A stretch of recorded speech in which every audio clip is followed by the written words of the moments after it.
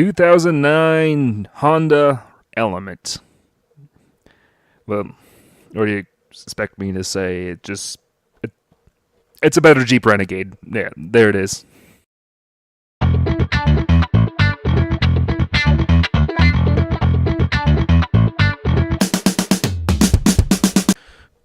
Oh. Oh! Oh! This is what the Jeep Renegade was trying to do. I hate to say it, but Honda pulls off the tiny box a hell of a lot better than Jeep. The Honda Element was one of those cars that may have been just a few years ahead of its time. While initially it was a modest success, decline in sales at the end of the 2000s led to its discontinuation. However, nowadays it would sell like hotcakes. Look at the Jeep Renegade I drove last year. It's about the same size and just as quirky, and that thing sells like hotcakes. And to be honest, I personally think the Honda Element is simply better at what it's designed to do than that Italian Jeep. The Honda Element was introduced in concept form as the Model X in 2001. While the interior and roof were truly wacky, outside it would be very similar to the production Element, shown off a year later. Hitting the dealers in 2002 as a 2003 model, the Element was based on the modified CRV platform, itself being derived from the famous Civic small car. While the CRV was more of a traditional small crossover/SUV, the Element was certainly not. Honda had hoped to aim directly at the outdoorsy young people. While the CRV was an car, the Element was supposed to be the fun option for young people, I guess. And yes, let's get into the wackiness. While it doesn't go full meta like the Renegade, the Element is full of quirks and features that would make a guy named Doug go bonkers. Carpets, too hard to clean mud out of, so you get rubber mats. The center console doubles as a cooler, so you can take your lunch wherever you hike. The rear seats are removable, so you can pack all your gear. Spoiler alert, I did not see this feature all the way through. The bottom half of the hatch folds down, so you have a nice little place to sit and enjoy your sandwich, like I did. Of course, the plastic body panels are for easy repairs. And yeah, that earliest 2000s design trend that did not take off at all. Like the Pontiac Aztek and Chevy Avalanche, early models featured an overabundance of black plastic. It was what the front and rear fenders pretty much entirely consisted of. This was not only divisive in terms of appearance, the plastic was also well known to fade as it aged, if not properly taken care of, which many people failed to do. This led to later models, such as this 2009, that phase in more and more painted panels. Other than the outdoorsy quirkiness, the rest of the interior can be described as utilitarian. The grays and blacks fit in with mid-2000s interior design very well, but the materials feel a little better than a Chrysler or GM product at the time. The shifter is mounted on a center stack like a Civic of the time, and this cleans up floor space very well. This allows for one giant floor mat across the entire front of the car. Both sides feature this shelf, including a charging jack, all the way on the passenger side. Safe to say this was designed with the removable center console in mind. But can be kind of a hassle if you don't got long gorilla arms like myself. This model was decked out, had an aux jack and XM satellite radio. Front seats are possibly a touch narrow for a larger guy like myself, but the seating position is comfortable with plenty of legroom. Definitely tall person friendly. The same cannot be said for the rear seats. No bolstering whatsoever, and the sloping roofline provides zero headroom. I wouldn't even put a child back here. Personally, if I was to own this car, I would quick release these seats and just simply ditch them. Then after you're done tripping all over the goofy and wackiness of the Element, At its heart, it's just a Honda CRV or Civic. And that means at its heart rests the 2.4 liter K24A8 i4.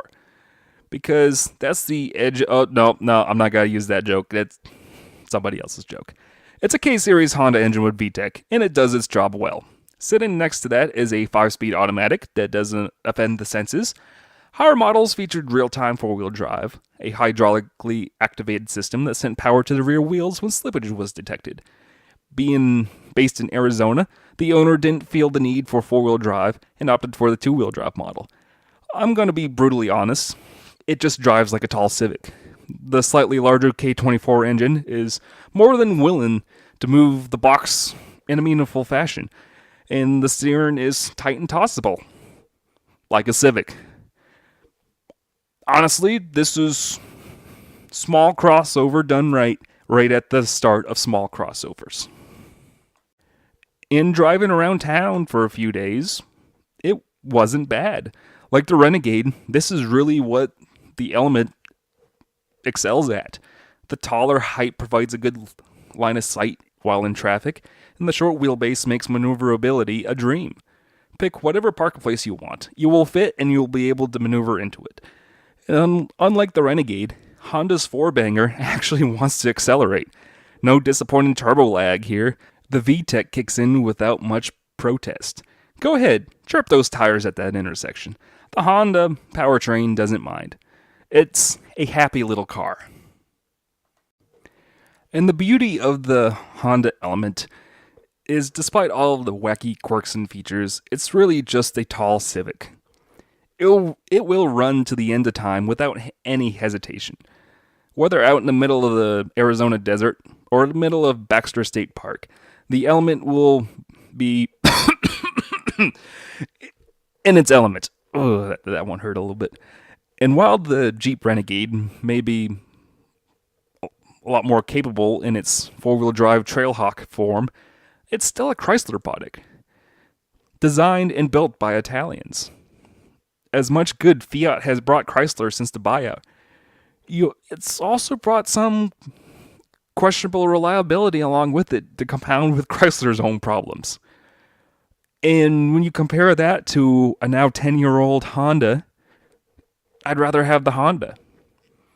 And to me, that simply cannot compete against Honda's bulletproof build quality and reputation. And despite beating sales projections by a good margin initially, by the end of its life cycle, the little Element was struggling to sell. And this is even after, in 2007, the Honda Element won the DogCars.com Dog Car of the Year. By 2010, it only sold 14,000 that year, leading to, at the end, Honda choosing to discontinue the Element in 2011. And by the time they finally did replace it in the bottom rung of its SUV catalog with the HRV, that was more of just a lifted compact hatchback. It didn't have any of the charm or the quirkiness that the Element had, which is a shame. Look how, like I said before, look how well the Jeep Renegade's selling right now. They're everywhere. And now Honda's starting to go after the outdoorsy market again with the Passport. If they came out with the Element now, I feel it probably would have been a big success.